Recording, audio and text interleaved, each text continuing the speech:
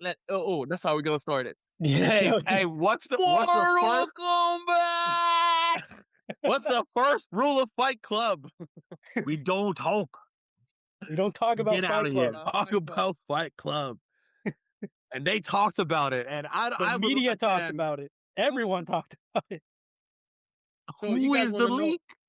It's Ceballos. It's Danny Ceballos, apparently. It's Danny. Why is he getting a stray? That's the most random player real who shit. just said. I think they confirmed because Danny Ceballos is off the team. His relationship with the coach broke down. Bro, he's been so there was forever. in He the doesn't have locker a room. phone, man. He's old. There's no way he And was so- like recording or like there's no way he went to the press or went to like some fucking No, this is what. informant. No, like this is the deduction of the journalist this morning after Florentino Perez says the person that leaked it knows that they're not gonna play for the club anymore, and the only player that's not gonna play for the club anymore is Danny Ceballos because Danny apparently him Carvajal. and Nah, Carvajal still would play. Well, what Because you I think he's Carvajal's loved. going out He's on his beloved. shield and Ceballos isn't? Like, what do you have against Danny Ceballos? No, not one of the I'm players, telling you, man. you can look it up. I'm not, sir. So, Chris, I'm telling you right now. It's go ahead been and on Twitter. break down what happened. So, as I don't know if the world caught up, but there was a fight in the locker room, and Mr. Uruguayan, and Mr. French, I forgot his name. Chouameni? Mani and Valverde. Chouameni and Valverde. So apparently Valverde thought that Chouameni's been leaking stuff. So apparently he kept accusing him of that, and he was not off that shit. So he kept tackling and giving hard fouls during training, and to the point that he went to confront him in the locker room. Apparently that little conflict happened in the space of 2 days, because they had their little tiff talking loud and shit, and they came back the next day. The coaches still played them like in opposite teams and involved. Like 2 days of training? Like 2 days of training? Did they have a game in between then, or? No, like training. Okay. So like the first day, it was verbal, right? So they had the conflict, talking loud. Chouameni denied it. I think they did not make peace, or Valverde refused. And then the second day, he kept tackling him like hard fouls and shit. And when they went to the locker room, and that's when this shit blew up. Apparently, Chouameni finally lost it, and it was Mike Tyson. What language they speaking? They speaking Spanish? Yeah, I'm assuming most of the Real Madrid players speak Spanish. Sure. Fair. I would not accuse Valverde of speaking English. I would not bet on No. that. Like, what, you think he was yelling in French like a badass? Nah, I think it was like pure Spanish and shit. So when that shit happened, a couple of stories came out. This is where the soap opera begins, right? After the fight happens, because whatever happens in the locker room is supposed to stay in the locker room. Yep. So it's like an unwritten rule. The rumor came online, and then Madrid, the club, denied it. But you cannot deny that they saw you leave with Valverde on a wheelchair to go. Well, I feel like they have to call an ambulance. Yeah. Like when you see ambulance go into the fucking stadium or their training ground, you're probably thinking, "Oh, what the fuck is going on?" The leak at this point, the leak can happen anywhere. So that can attract paparazzi in itself, or people taking pictures. It's like, wait, why are you? Yeah, why are you? An ambulance going in the direction of their training facility. So, first person to talk about it was Valverde. He came up. He's like, "Oh, I had an argument with a teammate. I don't know. I slipped. I fell. I bumped my head into the table. He hit me." Do we believe that? Do we believe that? Like, bro. Did you slip and fall, Thomas? Did he fucking slip and fall, bro? No. There's no way. It was a right hook. So he got. I feel like speculation, but there's no way that he just took it. I think maybe he got slept in a way where he fell on something that maybe like made it worse than it actually was. But I mean, the news that's coming out now is that Valverde was starting it, and Man, who knows what's going on with that? They're Did he just get? like, Did but he it's get like the concussed? captain out over here starting fights. Dude, your captain? That's crazy. He's your fucking skipper. And that's some of the problems that they've been having in the locker room. Because I think I'm looking at him. If he's your captain, Dan Carvajal probably should be the captain, but he's not playing. He's not on the field, He right? won't be anymore. Yeah, so you don't have really a senior player in that locker room that everybody kind of respects. It's not like Tony Cruz is there and or Modric is there. So Carvajal is Rudiger? there, but he's not even starting. And Carvajal is maybe Rudiger, Yeah, but but Rudiger has never been a Militao's serious been there for person some to be. time. Rudiger, I mean, Yeah, the Yeah, leadership. Rudiger is the only one that I That- could think of. He's That in- might Ferland he's be, in- Mendy to an he's extent, but that injured. guy's broken his Oh, leg fucking 3 Yeah, times. I feel like Courtois Courtois is probably no. the You see, only the one. thing is though, right? If somebody said, "I'll give you $1 million if you guess who started a fight on the Real Madrid training ground," all of us first shot would have been Rudiger. You know, Yeah. like 100%. Rudiger is crazy. 100%. I'm going Rudiger probably too. Yeah. 100%. Valverde and So- Tchouaméni. I mean, he Oh, did slap the fuck shit yeah. out of Caracas, right? Like, wasn't that the? Yep. Yeah, during the week. The same week. Did I say his Same name week. right? Rudiger slapped Carreras? not Carreras, Caracas thank you. or Carreras, yeah. So it's a locker room in flux because they're not gonna win shit this year, and it's a strange yeah, they're situation, going trophyless. It's not they won't win. right? They aren't It's the winning same. shit. It's the same. It's the same week that the whole fans are revolting against Mbappe, and you have some sort of a mutiny where Bellingham and Vinicius are trying to make a united front versus Mbappe. So, because they won a game when Mbappe was missing and Bellingham posted the picture of all of them together, right? And said a la Madrid or some bullshit. Guess what? Yesterday when they were losing the game during halftime, Mbappe posts 2-0 down, Mbappe posts a la Madrid. So the fans are knew they were losing gonna their lose. minds, right? So because they're saying that Mbappe is not a leader, but you should have known what you were paying for. You were paying for a superstar and shit, whatever. Listen, some of the problems You're that I feel like you're paying for a diva too. a diva too. But listen, if Ronaldo was doing that shit, you don't think they wouldn't make excuses for Ronaldo? I think some of the problems stems from they have not defined the hierarchy. They should have came to the locker room and said, "Hey, listen, this is the guy. Whatever he does goes, and you guys have to cater to that." The problem is they have Vinny, who almost won a Ballon d'Or, and you add Mbappe to that shit, and you have Bellingham, that's ambitious motherfucker too. So you have a bunch of positions that some of them are redundant. Plus, all those guys have egos. Yeah. And so there's no reason for them to follow Mbappe. They don't like Mbappe like that. So it's like, so you don't have and I think some of the issues that they have with Alonso is Alonso came and he knows that his bread and butter is Mbappe. So he would bench Vinicius sometimes for Rodrigo. So this is why most of the locker room did not like the Vinicius. I don't think Valverde liked Alonso because he used to play Valverde as a right back. There's a game Valverde refused to come in. So you have all this shit, this mess, right? So I think the president has been running the club like a fucking just a superstar shit sideshow. And you circus. think these elections are going to did you watch the press conference today? Did anybody hear the quotes? Yes. Press conference today? Mark said Mark sorry, I've been talking a lot. I'm gonna let you guys go. But Mark said something earlier that's 100%. The reason why he had to make the press conference is because he is feeling some sort of a pressure. I don't think he likes negative press, and he thinks his enemies are trying to reach him through the press because they are blaming him for this circus. They're saying, "Yo, you should step aside because it's your fault that you got a bunch of players that are not gonna agree to work together and stuff. You should have probably got a striker." Now I saw some people saying you should have got Harry Kane instead of Mbappe, which you can make an argument for that. Anybody, right? So it's like, so now they're trying to blame him, and he has been unchallenged in his position with Real Madrid. And I think that's what the press conference was.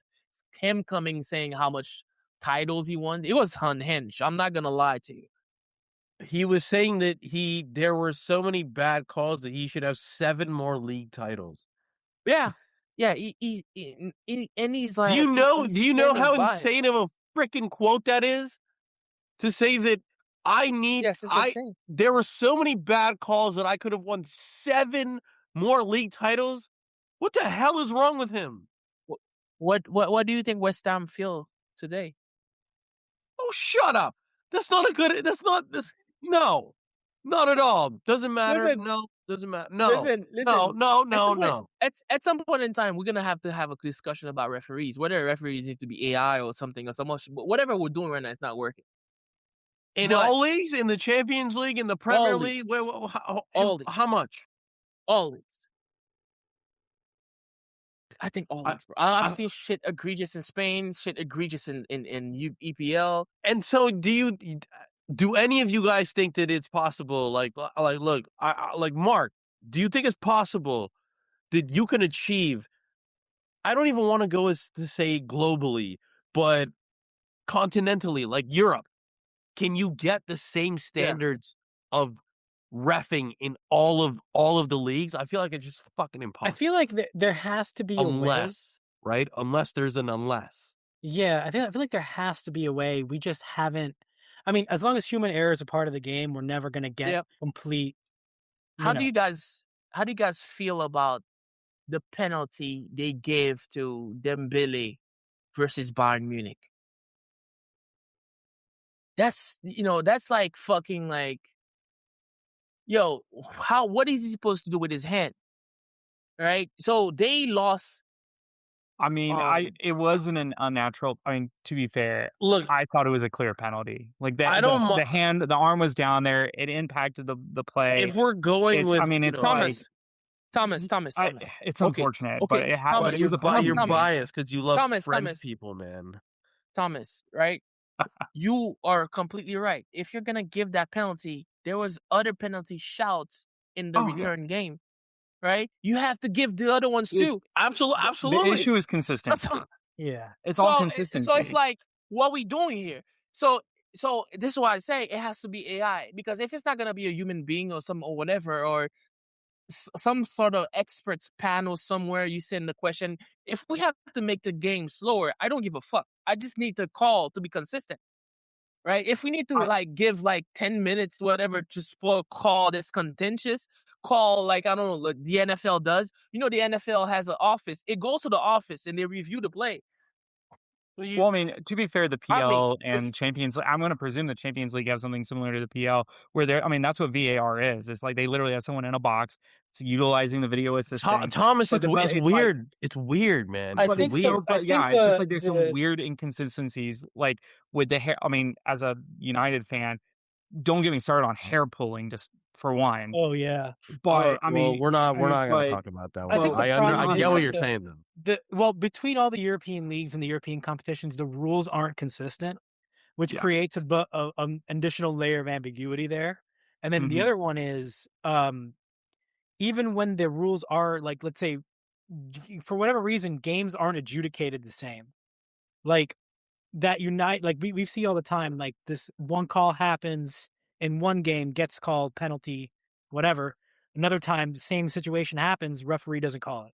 And it's like there's something happening that I can't really put I don't know enough to put my finger on, that it's just, there's no, like, things are getting missed or things are getting too strict, and you can't really tell where it is. We just want consistency at the end of the day. I agree. I think that if there's going to be one play that, like, if there's going to be like the Arsenal argument for a penalty there at the end of that game, I think West Ham, like, that should have, like, it should have stayed. It should have stayed. It should have stayed. Did you guys see the text? I don't know if it's true. I just saw it on Twitter probably like 1 hour ago. I don't know if it's the audio or, but the referee that was on the field, PGMOL audio yeah. of the decision. Yeah. He's like, yo, I'm not sure what you guys are telling me to see. I don't see anything. And that's what the referee said. The VAR guy kept pushing. No, there's a foul there. Bro, this is crazy. The referee already decided, but the VAR, I wish they intervened like that for all of the games. It's I mean, I would have to listen to it to fully understand it. But do you want to cringe? You want to cringe? Go ahead and listen to it, because you'll be like, what happened? Are these people talking about, man? What happened? Yeah. The VAR person was the one. It's just a very pushing the referee to. It's just such a cringe conversation, man. What was the referee is there, seeing it all happen, and they're like convincing him that it's not happening. Pull it up, Mark. We can read it. Because I think we need to have like. So there were to give additional context to what we're talking about. Over the weekend, Arsenal played West Ham. Yep. Arsenal came away with a 1-0 win, but West Ham scored a goal late in the game.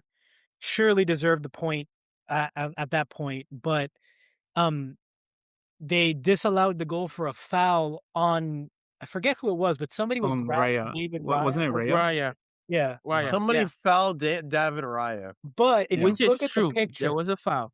There was a foul. Yes. But if you look at the picture, see what I thought they were looking at was if you look, a foul that wasn't, and somebody else were just straight tackling some of the West Ham players out of the way, which were impeding the players from getting to their spots, which is also a foul.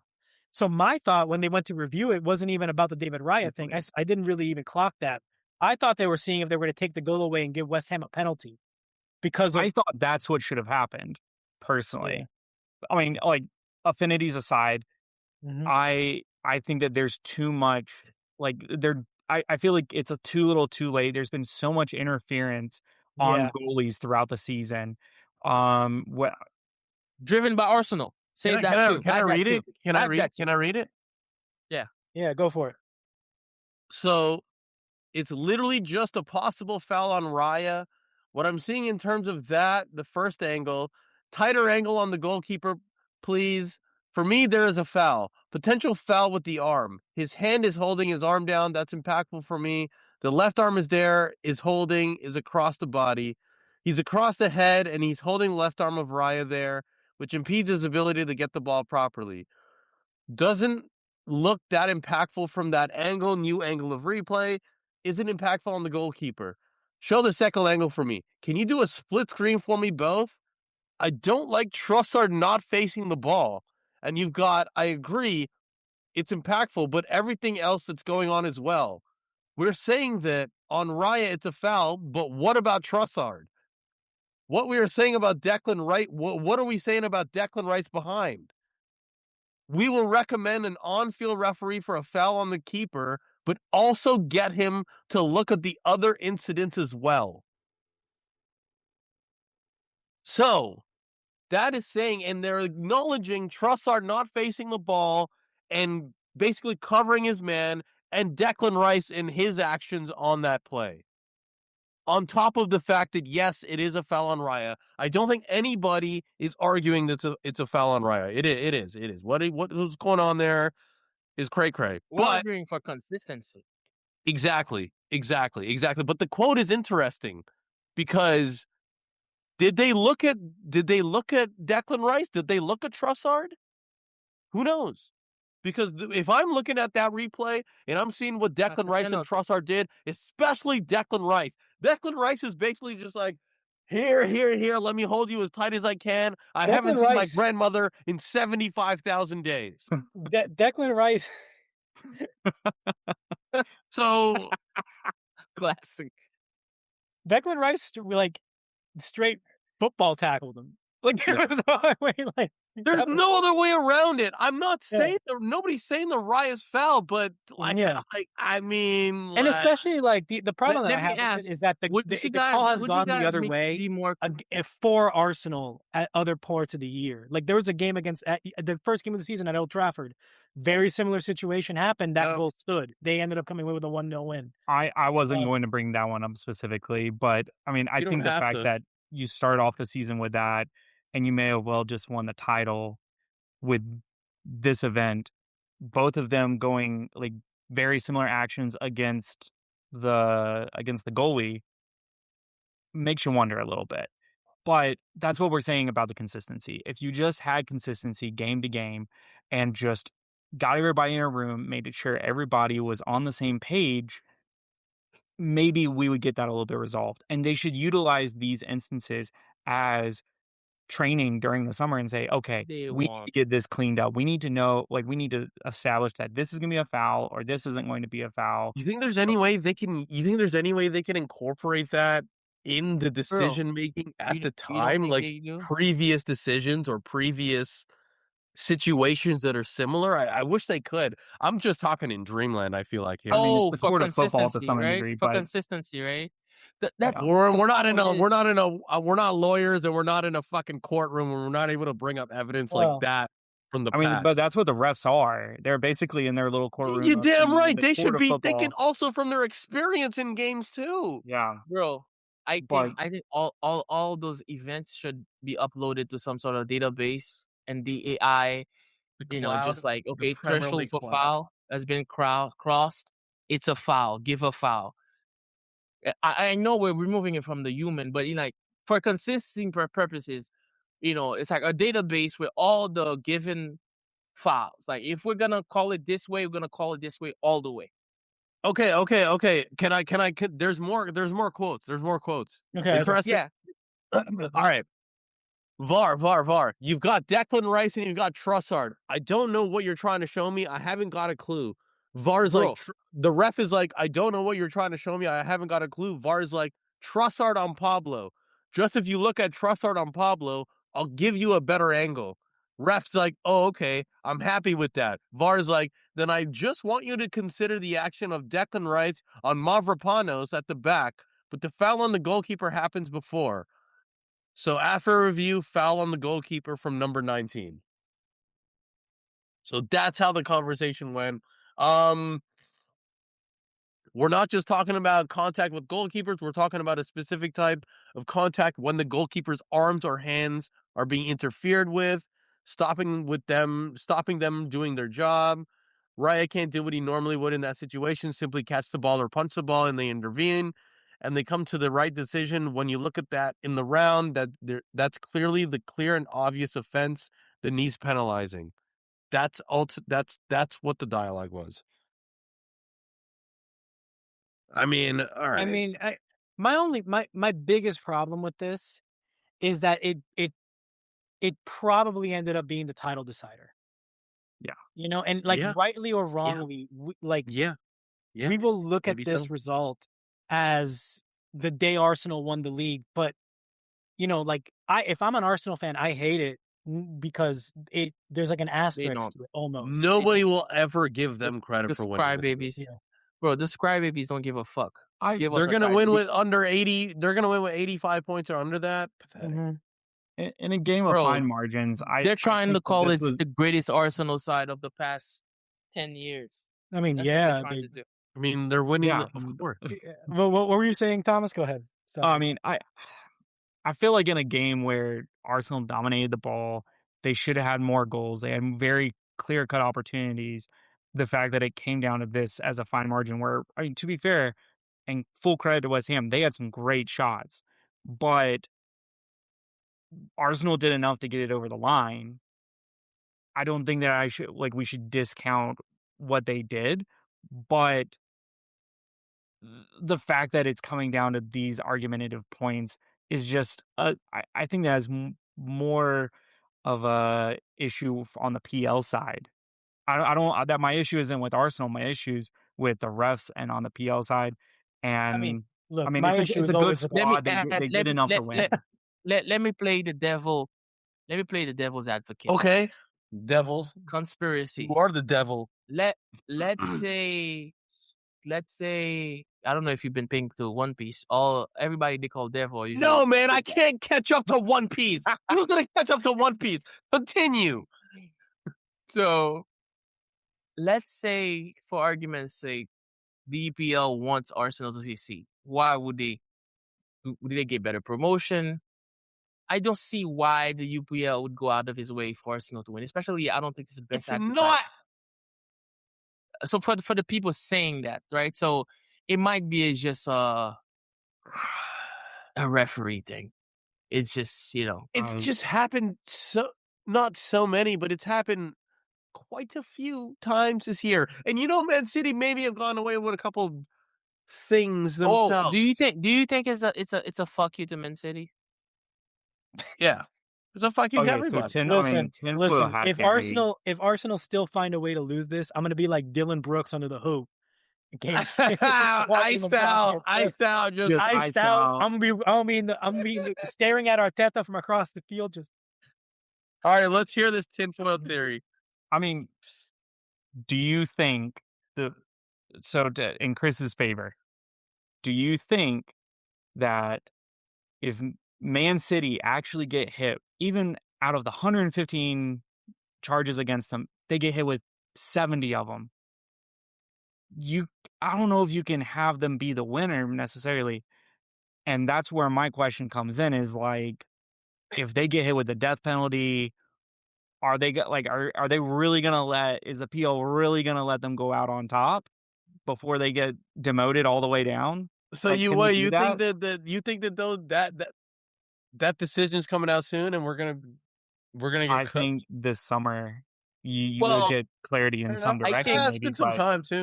Will they do it during the World Cup? Problem because Men City can say, "Hey, okay, you caught me for this period, but we've been consistently winning, and we won this year again." Nobody's getting caught with nothing. We've done nothing wrong. We're a great club. We've honored everywhere. Polite. But nice. You did have obstruction of justice. You shut the hell up. You don't get to say nothing. Yeah, it looks bad if Man City can say, "Hey, we won this year again. You guys told us because we followed all the rules, we still won. So that means that it's our work ethic. It's not your bullshit law that we're breaking." Arsenal's so they're trying to be do not let these motherfuckers win under no something though, like, yes, Arsenal look very much in command, but I just can't see it. I still can't see it. I just think Arteta's gonna fuck it up somehow. I don't know how it's gonna happen, but I think Palace will play their under sevens in that game. I swear. Mark, let me prepare you for how you're gonna feel. You're gonna feel just like I felt. Oh my God. Seeing fucking Argentina win a fucking World Cup. When knowing that they cheated, they did everything for Messi to win that fucking cup, and I was a Ronaldo fan. That's how I felt. Imagine being in the world and everybody's like, "Yeah!" and I'm like, I can't believe these motherfuckers give it to him. This is how you're gonna feel. Just prepare yourself mentally. People are gonna come up to you, "Hey, Arsenal!" People are gonna walk up with the Roman's gonna call you. Yeah. No, but you know what? I deserve it because you were the one that was sending voice notes to Arsenal. Arsenal. If I deserve to get trolled, it's by Roman because you know what? I have given him so much bullshit over the years, bro. I legitimately used to mail him a copy via USPS of the Premier League table when Arsenal would finish behind United. He would open a letter for me at his house. That's fucked up, dude. That's really fucked up, dude. Now they're about to win the league, and I hope he rubs it in your face for fucking years to come. You deserve that. You want to know what my last message to him is? I'm happy for you. So you shut up. I hope he gives you shit for years. I'm going to say something about Arteta going to celebrate at Salt Bay's restaurant or something. Well, but at least. Maybe you should be glad all this referee shit is happening because you can always, because he's going to come troll you. So you always have that in your back pocket. Bro, referees helped you. You need to chill. No, but Chris and Mark, you hear the quotes from Arteta after the game? Oh yeah, this is crazy. I didn't realize how important or how hard of a job it was. Man, Chris, do you know how much that pissed me off, bro? Oh my God, I was like, this motherfucker got some balls to word it like that, to say it like that. I'm like, oh my God. He's in with the deep state of the APL, bro. Bro, you know what? Like, it is my dream. If they win this title, next year, the rules change that you can't crowd the keeper, and Arsenal drop to Oh, yeah. 15. It has to be. And they do that offensively and defensively. Yeah. Defensively, it's become more on notice, but they've done that offensively for 2 years now too. And they began with everything. With everything. But like, listen. Beginning of the season, fucking like even Liverpool had to adapt their style because I think all the teams in the league had to adopt that fucking style of fucking taking corners and shit. Because it's like, bro, Arsenal realized that, hey, you can go ahead and try to like, force your wingers to try to break down somebody and score goals.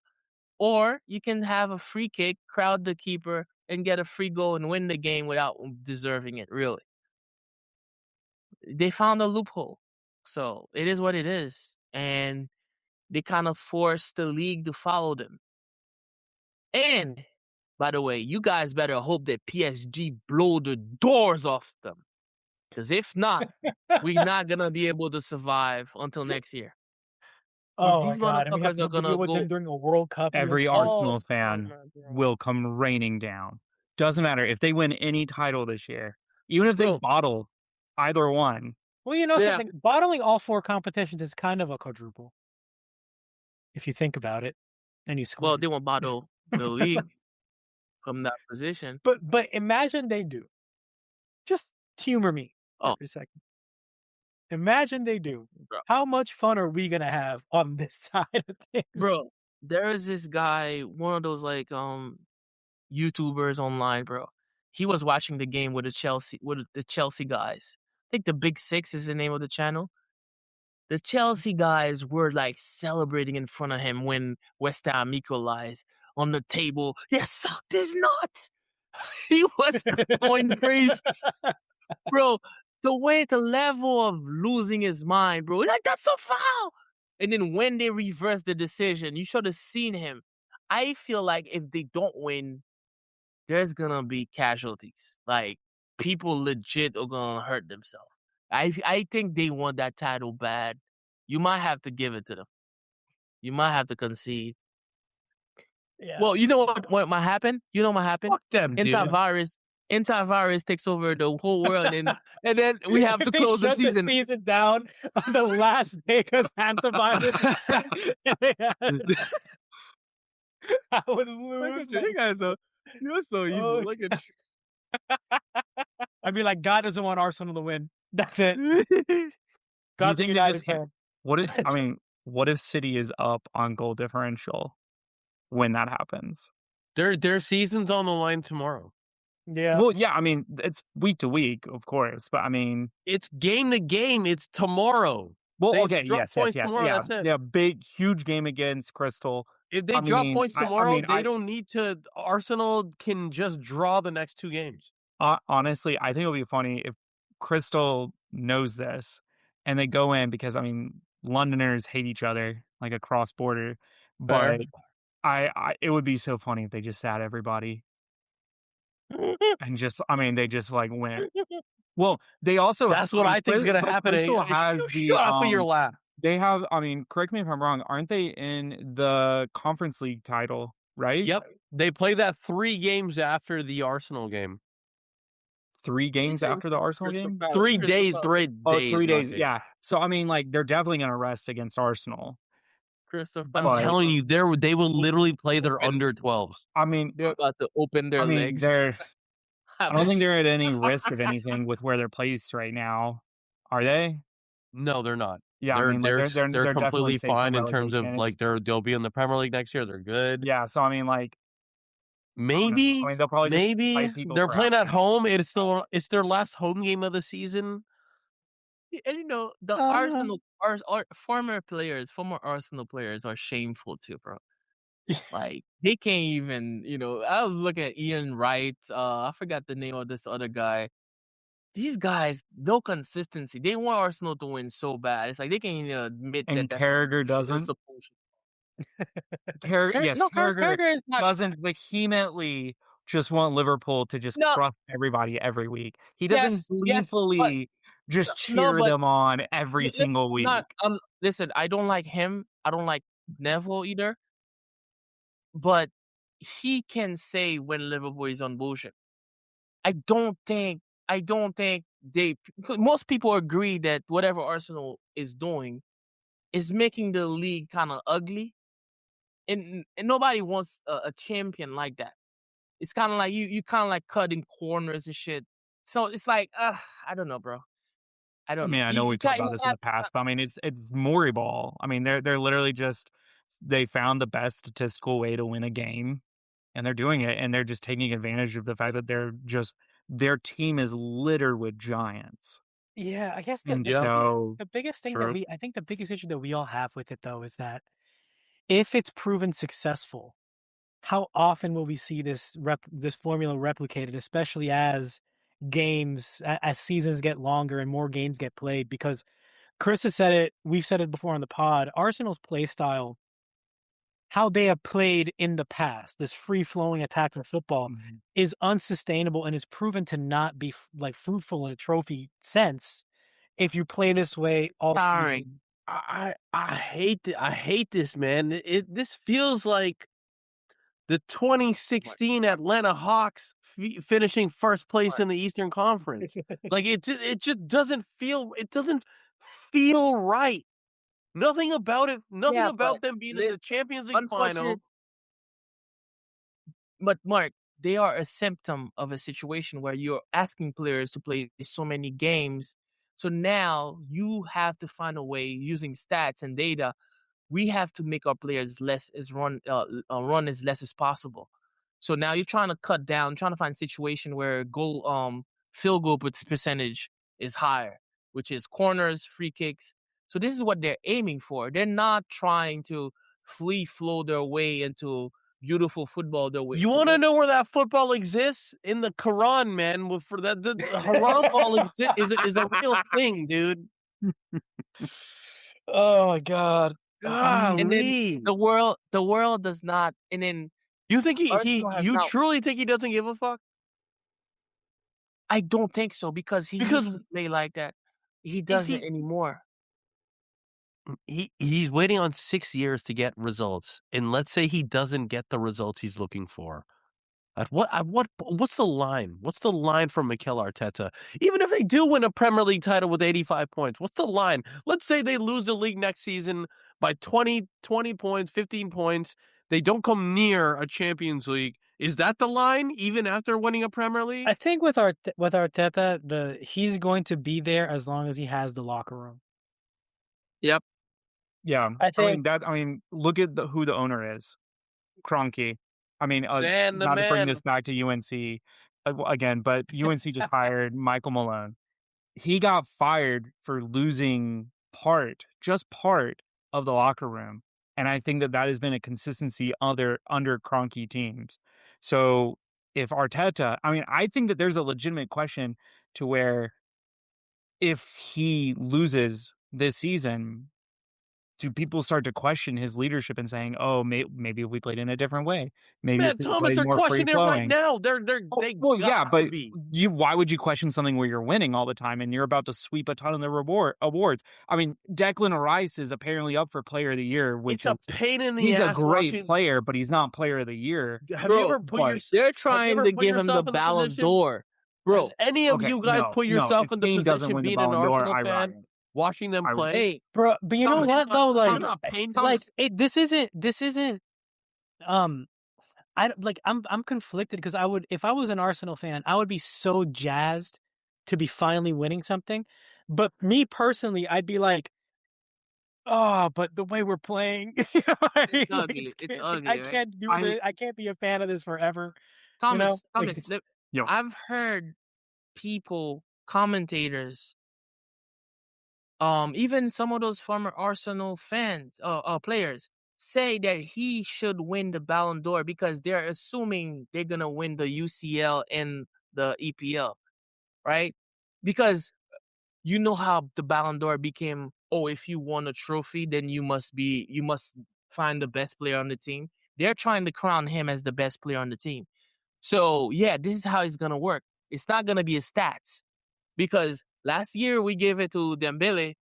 Yeah, his stats was good, but it's more because he won the UCL. Well, they got the quadruple in France. If Declan Rice finishes top 3 in Ballon d'Or voting, Rice finishes top 3 in Ballon d'Or voting, I will strip naked and climb the CN Tower myself.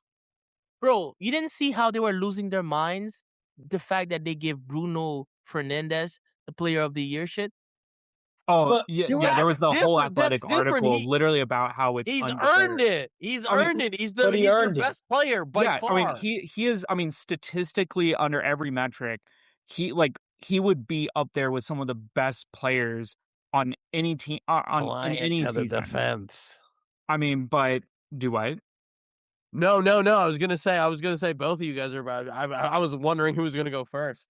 But in regards to Bruno, I mean, I love Bruno, and I think that dude, he's been the best player in the Premier League this year. I mean, I think there's a couple arguments to be made.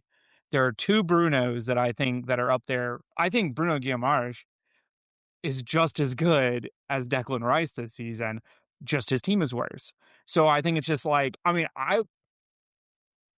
we can get into team of the seasons in a couple weeks, or in a few weeks. But I think Guimaraes, in terms of like what he is putting out there, is just as good as Declan Rice.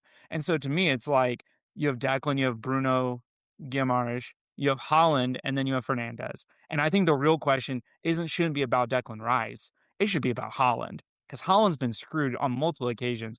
And I know that, Mark, you are a City fan. I have been effusive as to I may dislike the team, but I respect where respect is due. And Haaland is a monster, and he had a down year last year, but he was incredible this year. I mean, like, City would not be anywhere close to where they are without him. But Bruno Fernandes literally pulled the team out and just brought consistency. I know. He's probably the reason why they went from 15 to third. So the thing that doesn't get discussed with Bruno enough is that this surge in form and stats and everything happened post Amorim. I guess it's yes and no. I mean, it's fair because nobody was performing under Amorim. Like nobody. Not like that. Yeah, and this guy was shutting out Kobe Mainu. So it was like, oh my god. I think that was doing my head in. Is that not the most sinful fucking thing you can do? Yes. But I mean, all the Manchester guys agree. I disagree. No. I mean, I think Bruno was fine. Bruno Fernandes was fine under Amorim. He still put up. I mean, last year he almost had 20 and 20. I think he was at 19 and 18 last year, if I'm not mistaken, across all competitions. I mean, he was phenomenal, and that happened under Amorim. It happened under he has just brought consistency, and he in the darkest of times, he is for Manchester United. He has elevated us to levels to where didn't think it was possible in some moments. And I think that he had a decline because he was playing hero ball, and he felt like he had to do everything. Now that he's not, he's leveled up. He's not having to be the entire attack by himself. You have so you think that's what it is? Okay. That's I genuinely I think that's with a quarterback, he is the quarterback of the team to some degree. Declan Rice is Arsenal's. Bruno Fernandes is the quarterback for Manchester United, and you don't win unless you have receivers around you in the NFL to also make plays.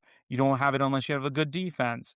I think that the defense has Carrick brought in some normalcy, leveled everything out a little bit, and then but throughout that you went from Garnacho, Haaland, and a pissed off Rashford. I love Rashford. Love Rashy to death. Baller. But he was mentally, something was off. And I'm so happy for him over at Barcelona. It's England. Do you know Thomas, do you ever think that it was England? I because the It's sending guy is thriving. And I I love think that him with Sancho Barcelona. wasn't the same after his missed penalty. I love In the him with Euros a Barcelona couple though. years ago, but I love him in Yeah, Spain. I mean, I think that yeah, the but media kind of soured his time yeah. towards the end. Because no, go ahead. No, go for it. Go for it. Which is Because why it was what I was thinking was crazy about the whole Rashford thing was his night out in Belfast was getting more publicity than City winning the treble in some media outlets, which is nuts. That's because we're massive, Mark. We're massive. But bro, you remember how they killed him because he when he went to New Amorim was York with starting? Casemiro. No, but he went to New York, right? Yeah. Yeah, Went to a Knicks yeah. game with Casemiro. Mm-hmm. Oh my goodness, bro. They're Yeah, like, it got to how a can point, you? man. You know, like when too much shit has happened that there's no way to come back from it. Like Yeah, he needs a fresh start. there was so much media scrutiny on Marcus Rashford. You could call it the way from the beginning when he stood up to the government and provided, school, like did that awesome charitable act where he provided lunches for school children during COVID and, all the charity work and all that stuff. To then missing the penalty in the Euros, to then having that down season at United, to then coming back and having that year that he flourished. I feel And even in that year, there was you would hear these stories about him, and it was like shit that other players do all the time. Somehow he was getting just absolutely And from crucified. former players. Yeah. From former players and everything. Let me say something. Let me say something I realized this week. It's funny. I'm gonna have to talk to a former Manchester United player. It's nothing bad. It's Mason Greenwood. It's something I realized. I noticed that former players really are not. They don't have nuance when they talking. They only think in terms of football is life. They don't think about anything else. There was a French former player that was criticizing Greenwood based on reports, unconfirmed reports. The reports were saying that he doesn't want to train, that he's clashing with the coach, that he's on the outs. The guy came and just lit into Greenwood. He said, "Oh, this guy had nowhere to go. We picked it up after what he did."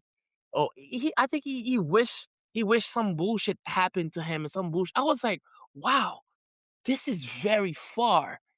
There, even if he's like, if he's mad about something, like you don't have to go that far to criticize a player. Just say that you're unhappy that he wants to leave. Right? The type of stuff. I'm not gonna get into what exactly he said, but I looked at it. I was like, bro, that is very far. The man is trying to rebuild his life. Yes, he made a mistake.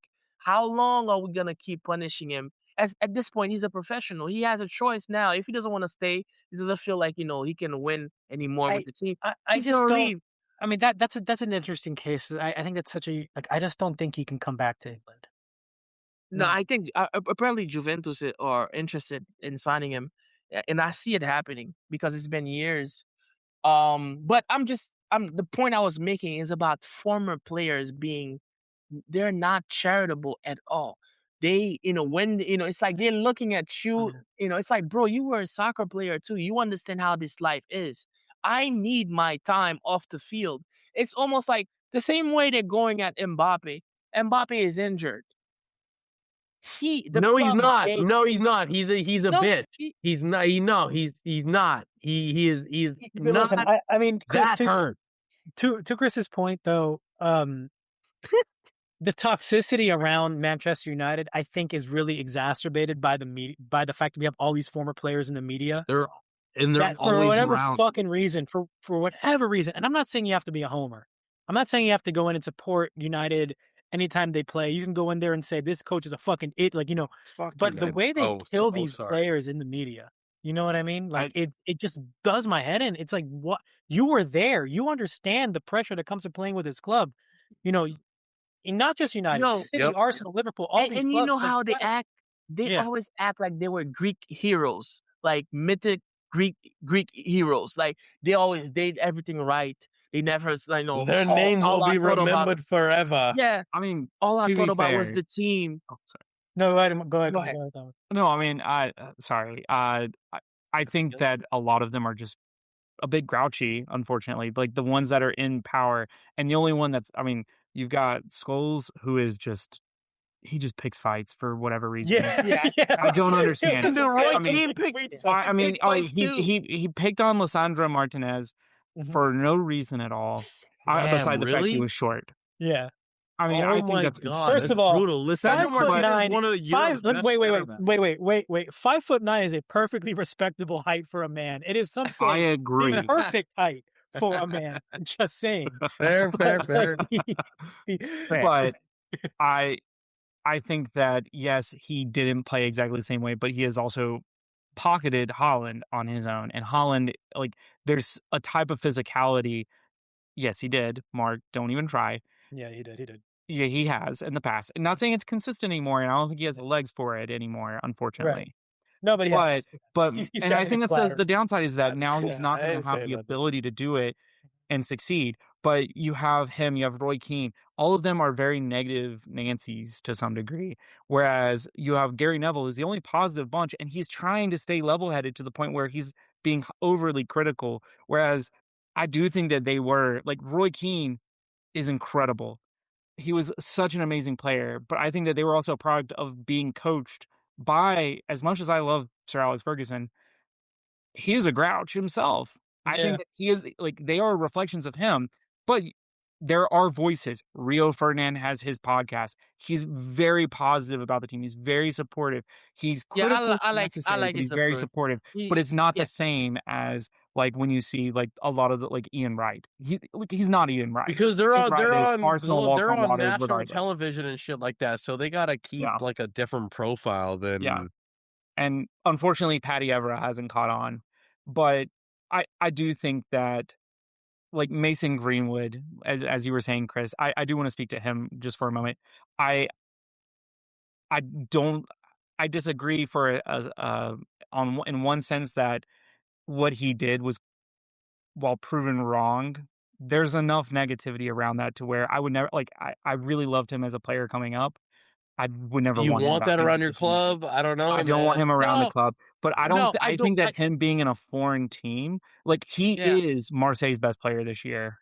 And I think that, like, 100%. he had a dip of form, and how he responded to that negativity, he scored a goal this weekend. Yeah, but there, I mean, you can't question. I think that, like, he's still an incredible player, and he deserves the plaudits. And I hope that he succeeds. I hope that he gets the help. So you're saying, Thomas, you're saying you don't think that he. Let's say that Thomas Tuchel wanted to pick him.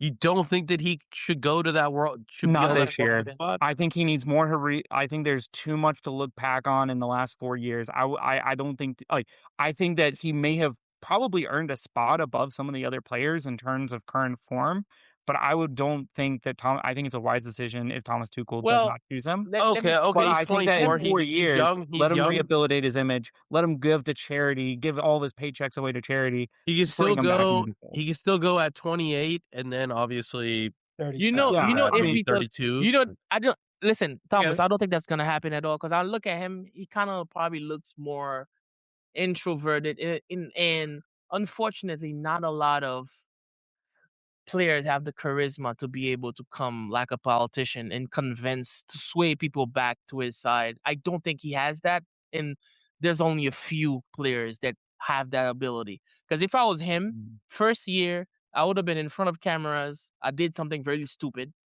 or whatever. I would have made a speech, prepared a speech or whatever. I'm willing to accept the punishment, whatever. I'm just hope that one day you guys can accept me back.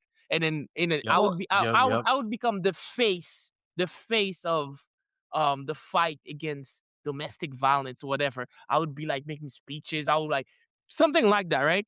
Right. So but he's not. He did a lot of that, but that's the last point, is that he should have been out against it. And I think that for whatever reason he hasn't. And I don't want to speculate too much on that. He doesn't have, and because it is a very sad topic. No, but he hasn't. And so I think that's what I'm saying in terms of charity. That's kind of what I was referring to, is like, this needs to be a wake up call to where if he doesn't get it, stay abroad, kick ass, charitably support every women's shelter or battered women's shelter in whatever city or country you're in. Just give it all to them and then progress forward. But yeah, I mean, I think the silence on it has been weird to me. I will say, True. like the fact that, like, I mean, if he's doing it, then all the power to him. But the fact that there's not some media push to get that information out there, if he is odd to me in an era where perception is reality. You know what I mean? And if he's like, he's just off in Unfortunately, France doing his thing, playing and doing and killing it. yeah, And then, bro. there's Mark, I mean, always that Barcelona has interest. Let So, me say something. Right. Let me yeah, say yeah, go something. for it. Barcelona gotta pay. Oh, look, Yeah. God, don't get me No, started but on Barcelona. No, but Barcelona will take him. They are in debt. They owe fucking clubs money left and right. No, They'll but this just is find why they're another gonna lever to take him. pull. No, they'll fund this the is why. 15th lever Mark, is getting unlocked. No, that's why they're gonna get him, because he cannot command the same salary. He's gonna come on a discount. This is why they're gonna get him. This is why they would make that move. But I think they're gonna go for Julian Alvarez. I think You they know, might. the thing with Greenwood, you said there's not a push. Unfortunately, those things really shouldn't be publicized when you do good things. But the world we live in, you kind of have to go. Because I hate when people do that. You do something good, then you have it on camera. Hey, I give money to the poor. Hey, that's kind of like corny, right? It's like, is that what you want him to do? But I understand. He's in a difficult situation. Unfortunately, society, the way society is, and rightly so, if he did what he did, he deserved the punishment. Now, the other question is, how long must that punishment be? Can you ever rehabilitate? Today, I was looking to Twitter. People were putting pictures of him and his wife, and then somebody said, "Oh, she just has a humiliation ritual. Her and her family, they stayed with him for the money." Right? Some people, once they have their opinion set on you, they don't give a F what you do, no matter what charity Damn and right. stuff, whatever. So unfortunately it's a uphill battle. That's a battle that he would have to willingly accept, to fight the media, to come take tomatoes to the face, you know, and to not react, to try to show that you're a changed man, or you would have to become more than a footballer. You become an avatar for, protection of women and stuff. So unless you're gonna become that, yes, you are not coming back. You're not coming back No. to England. Mm-hmm. Imagine that, every game England has to play, and they announce Greenwood, and the commentator has to make a comment. Yeah. Which is surprising he's playing. That's kind of, that's fair. Well, Yeah, it's just a sad situation all around. It's sad. It's really sad. but could It is Unfortunately. sad. I we'll just kind of let the court of public opinion fall. I mean, he was found Fair. unguilty, or he was found not guilty.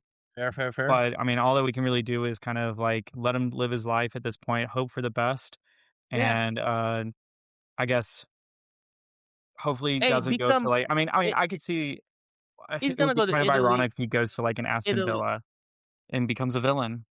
Ah, But that would be kind of funny. that would be kind of But I think he's got a few more years before that an option in the Premier League kind of becomes viable yeah, for him. I agree. I think that's where he ends up eventually. Mhm. But I guess kind of out of curiosity, and just to kind of pivot things a little bit, but looking at how things are kind of falling down the stretch, I know we touched on Man United and Arsenal and City to Right. some extent. What about some of these other teams that have kind of like came out on fire, but kind of waned a little bit, like a Newcastle or a Chelsea, to where they've really fallen by the wayside? I'm kind of curious what y'all think of there. So Chelsea is making a run at Xabi Alonso as a coach. Yeah, Chelsea's in a fucking free fall though, like a hella. it's So interesting because if the Alonso thing happens, I think that. I mean, listen, as much as we talk shit about Arteta, like he's been given time, and I think Alonso, given time, can be successful, but he has to be committed, and the club has to be committed. Chelsea are a big enough club that Xabi Alonso could have some attraction to, Mm-hmm. but if Liverpool come calling, Real Madrid come calling. Liverpool is not gonna. No. I'm saying down. Let's say he accepts a Chelsea job. He stabilizes Chelsea a bit, and then 2 years from now, Slot leaves and Liverpool want Lonzo. I don't see him going to Real Madrid, but I do think that Liverpool situation, if let's say, if the situation somewhat, Liverpool's almost a lot. Are they officially locked in for Champions League next year? I know it's still close. I think it's like one. I think it's like one win away. There's also a factor where the 6th place team, I guess it's the 5th place team finishes. They win. Aston Villa, right? They win the Europa League, and then listen, the next place team would qualify essentially they would have for the catastrophic thing to happen, but basically they essentially gonna qualify. Yeah, I mean, right? as of right now, they're on track to qualify. But let's say next year they don't resolve their, I know we talked the last time I was on, we talked about some aging stars. What if they don't resolve their issues? I mean, I think that Chelsea under Xabi Alonso would be incredible. I think Xabi Alonso is an amazing coach. I think that he got screwed by Real Madrid. No. I don't know. I cannot let people do this thing. Like, he went to Real Madrid. No matter what you can say, he was not able to convince the locker room or the team. So that's under his watch. He has to take a ding into his coaching credentials, right? So they tried to play it under him, and it didn't work out. It didn't look amazing. So people, I think people are still in love with the player. Yes, he won with a team with Leverkusen, right? And then they lost how many players? A lot of them. Right? He couldn't replicate it the next year. But he went to Real Madrid with all the players. I cannot hear that excuse that they screwed him. No, you were the coach. I think it takes a certain type of coach to handle a Real Madrid. The same way I see people are like, I feel like he didn't. The problem, some of the reasons he didn't have anybody, because Real Madrid put out reports into why they fired him. It's not only because the players didn't like him. He did not ingratiate himself with the higher ups either. So apparently he's a standoffish guy. He shows up, at least in that environment. Yeah, but bro, you have to manage. This is a failure of management. So if he makes the mistake of losing his position in Real Madrid and he's like, it was Real Madrid, he's gonna suffer. He needs to take notes into what he did wrong. They have a whole report saying that he was not communicating, with people, whatever. He's not the type of guy to come put a arm around you and stuff. So this is like, people aren't. They're just like, the name recognition. His name is bright right now. It's like, bro. Who should be? Who really? Chelsea really should. Areola, probably. Yes. I think that would be a fun challenge for him. Yeah.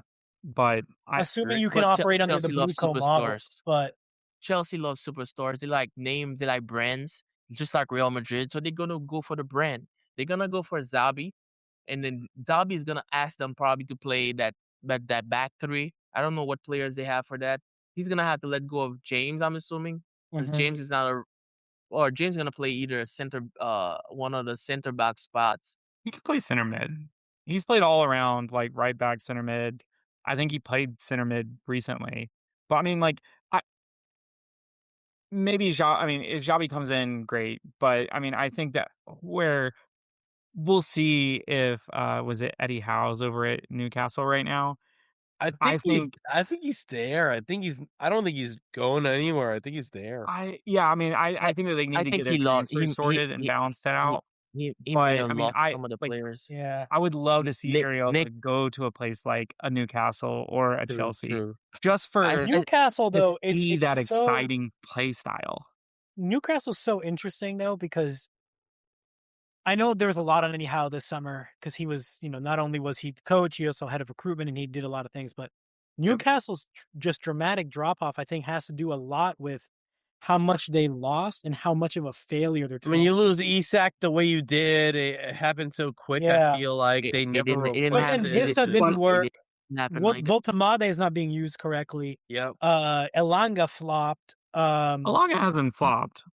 Well, I mean, that's a real. That's a He's United. a very specific type of player. He ain't never done nothing wrong. No. I disagree with that. Thomas's point, yes. Elanga, I think that he's a system player. He was they wildly overspent on him because they put up points for Nottingham, but Nottingham was always a counter-attacking side, whereas Elanga, that's what he was always good at. It's what he was good at United. It's what he's good at Nottingham, and he has shown at times where he can kill teams on the counter.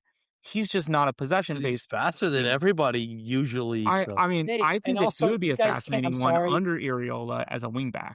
Yeah. Go ahead. You can't convince me Anthony Gordon is an elite player. You just can't. Dude, he's going to Bayern. He's going to Bayern Munich, and Bayern's going to pay bank for him. Be a backup. Be a backup. They're going to pay fucking 50 mil for him. Okay, so is he going to start over Diaz or Elise? No, but is he going to start over? Apparently, it's for competition. No. Oh yeah, I mean, like spurring on competition, but like that's what I'm saying is like he's not there. They're not buying a starter. They went out there and they got 2 stars. No, they're not. They're not buying a starter at all. Yeah, you're right. I mean, like it's just a. At some point in time, he was. I thought he was over Rashford, but you may have been right because I don't. Well, at the time, I think he's one. Yeah, I mean, he was not being played well, but I don't know. I think the bigger issue is Wissa. Is he one dimensional? Is he one dimensional? I think he's one dimensional. Elonga's, as of today, I think is a strong case for him being one dimensional in terms of. What about Gordon? Gordon is one dimensional. Oh, Gordon. I think Gordon's a little bit. I don't think he's necessarily one dimensional. Does he have quite good in possession? You ever see him do 1-2? Is he? I don't know that. Well, okay, but Newcastle doesn't play 1-2. Interesting. They play a mid block, and then they kind of advance it forward. True. But I don't think the issue is with Anthony, right? Anthony at this moment. No, it's not. I mean, no. On the flip I feel like it's pathetic that they're 13th right now. With their transfer this summer, because they 16 losses. Oh my God, who was a midfielder they spent that money on that just like he's been Wissa and Voltam. No, not Wissa. What was it, Ramsey? Ramsey's the only one that they got in last year. He's probably talking about the former Leicester City. No, not Harvey Barnes. No, Harvey Barnes was fine. Like he's the Harvey Barnes. He's the same player as Elanga, and I think that's the problem is like they have too many attackers of that ilk. But yeah, I mean losing Isak, but Isak wasn't going to be there, and like Jacob, you're right. Jacob Ramsey's who I was thinking of. Jacob Ramsey. Oh, Jacob, but they're playing. I don't know. It's just like they have a bunch of players. Strange, yeah. I feel like he got a bunch of players and then isn't using them how they should be. Like Jacob Ramsey in the middle. You play one of like you have Elanga or Barnes, and you just play them interchangeably.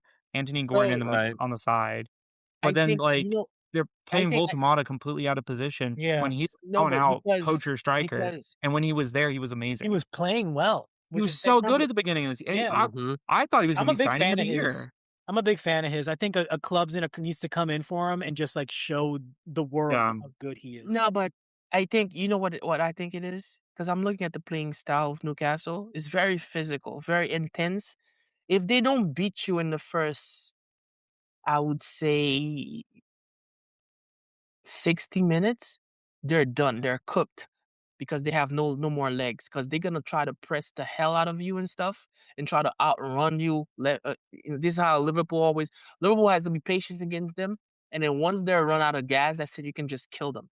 I think they're pressing. I don't think Voltemade is suited for the pressing from the top to be the point spear. Imagine that tall, lanky guy doing that job. I don't think he has the pace for that, or him land. I think that's what some of the issues that they're having with him. He can't play their style. Fair, but then on the other, but he's also he's not a midfielder. Yeah, he's not. And they're playing. I mean, like, I think it's one thing to press from the front. But they're like, as you said, they don't have the legs for it, and then they just kind of stop and they revert to that mid block where they're just kind of there, maybe pressing a little bit, Yeah. But and they're not utilizing the players to press. Like that's where you play like in Alonga. Alonga will probably press his butt off. Like he's gonna like that's what he does. He runs. I think every team looked at PSG. PSG just I don't know. I know it was luck. One morning, Enrique was like, "Hey, Dembele, you're not doing shit on the wing. Come play the number 9 and press." Bro, stroke of genius. The whole Yeah. team, that was like the last piece of the puzzle. Once it clicked into place, that's it. It was over for everybody. Yep. And then on the flip side of Thomas's question, though, we'll wrap this up here. We've been going for a minute, but to flip it up, the Brentford and Brighton. How good of a season have they had this year? Just absolutely. Bournemouth Both of them. Brighton amongst the more impressive. Like Bournemouth, I'm a big fan of Areola to the point where like I know we were supposed to talk about it today, but we'll talk about it next week. The United manager position, like they've only lost 7 times this season. Putting together a hell of an audition for a big club. Areola for Bournemouth, crazy. But wait, what style does he cleared house last year? Yeah, clean. Like he got a whole new back line. No, but what style does he play? Is it counterattacking? Because I no. He's not really like that. No, because I'm looking at somebody like Kirkez. This is not me investigating. This is what I hear from commentators. They're saying that his transition was hard for Liverpool because they were asking him to make decisions from the back when he receives the ball. So in Bournemouth, he had the liberty to just run. So I'm thinking he has more like a wing back position in that, so this one I'm thinking. Quick transition wide. I think he likes to stay wide too. So yeah, I feel like I do want to. We talk a lot about the big players and the big clubs, and rightly so. But I want to give a quick shout out to John Paul Van Hecke on Brighton. He's probably been a top 3 easy center back of the season. This year. Gosh, he has been incredible. He's been incredible. That could Danny Welbeck, what a $60 million center back. And Danny Welbeck is just the just GOAT. been balling out there. If you're going off form, Danny Welbeck's been the second best striker in England. Nice career, very nice career. I think that you have a point there. I think that I know that they're not going to take him. He's not a sexy name, but Welbs. That guy Welbs. He's there. He's there when you need him. He's always available. He's the king of the poachers. Yep. Yeah. I think that the other player that he's playing against Manchester United every time, and he's going to poach a goal every single game in the Euros. The other guy that I want to bring, and I mean I've said him before on the podcast, but Igor Thiago. My God! Right. The fact that they found him to replace Tony, I'm hoping that even from a country standpoint that he gets the service that he needs with Brazil, because he's Brazil's best number 9 right now, which is kind of wild to think that the best number 9 is Brazil Brentford's number 9. Bournemouth. Plays it. Oh Brentford.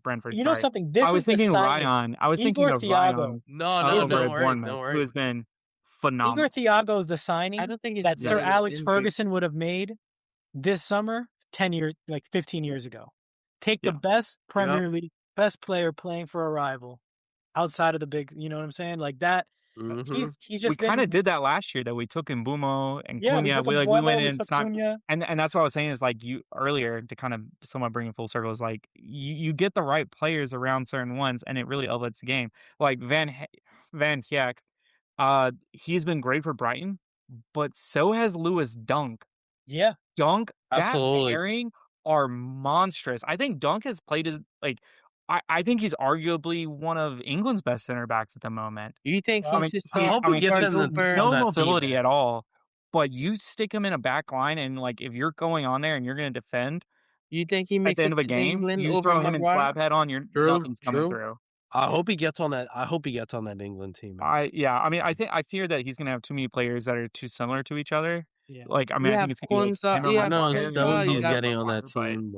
NC Collins is there too. Yeah, I mean there's a lot of players outside the big 6 that I want to make sure that we definitely highlight. I mean Bournemouth again having an immense season with Julian Kluivert and our Ryan signing of the mid-season. Yeah, arguably signing of the season. Junior Kroos. I feel like Ryan is going to be he's going to be $100 million player I feel like next week season. would be even before the final week of the season. I feel like next week would be a great time to get into like our, best player of the year, like in terms of the Premier League, like underrated signing of the year, underrated player of the year. Yeah, we'll have underrated player in here is probably Senesi. Back line. Oh my god, the dude. All he does is perform, and him and that James Hill pairing is phenomenal. They are brick walls. Like watching against them is so infuriating. Yeah, because I mean, Senesi is pinging balls out like prime Pirlo, and then you got James Hill just winning everything. Center back doing that. And also shout out to Tyler Adams. Oh my gosh. They missed him mid-season. Yeah. When he was out for a little bit. But USA. He has been I was reading an article on The Athletic about him. Apparently, statistically, he's up there with all the stats. Like he's 1 or 2 in all the stats for that center defensive midfield position in the Premier League. Mm-hmm. So it would be interesting to see. I mean, Bournemouth, they're primed to get picked apart because Areola is leaving. But let's see what happens. I mean, anyway, that's all I got. What do you guys? Anything else you guys want to talk about before we get out? Let's get it to next week, boys. I love to talk tonight. Love being able for all of us to be on the call to chat with Thomas and welcome him to the crew. Excited for the future, this man. This is great. I was a little nervous the first one, and this time maybe it's just having 2 Marks present. 1 Mark just wasn't enough. I needed that second one to bring stability to my There we go. And then we got Chris. Chris is always a pleasure. Chris, the big center forward, the best man in the middle. Love him. But no, it's an absolute pleasure, y'all. Yeah, no, of course, man. We're happy to have you. So yeah, Thomas is very natural. That's what I like. I like about it. Yeah, it's very natural. All right, guys. Well, that'll do it for us this week. Thank you guys so much for tuning in. Please lock in, like, rate, and subscribe anywhere you get your podcast. New episodes drop weekly. Same bad time, same bad planet, same bad channel. Follow us on social media at Bathwater Sports, everywhere except IG, where it's at Bathwater Sports Pod. And that'll be it. Have a good night, boys. Let's go. All right.